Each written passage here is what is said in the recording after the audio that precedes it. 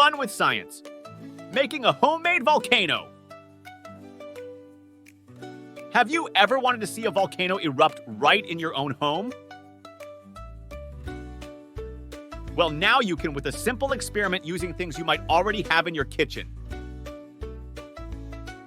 Here's what you need: a bottle or a jar, baking soda, vinegar, red food coloring, optional, but it makes the eruption look cool. Here's what to do. First, ask an adult to help you set up your experiment area.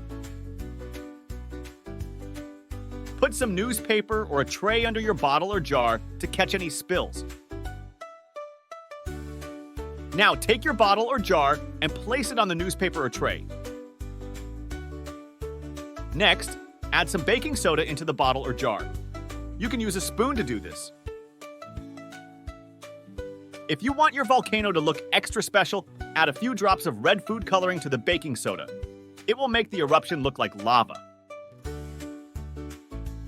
Now for the exciting part.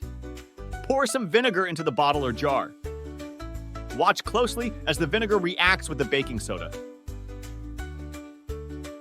It will fizz and bubble up, just like a real volcano erupting. And there you have it, your very own homemade volcano. You can try experimenting with different amounts of baking soda and vinegar to see how big you can make your eruption. Just remember to have fun and be safe.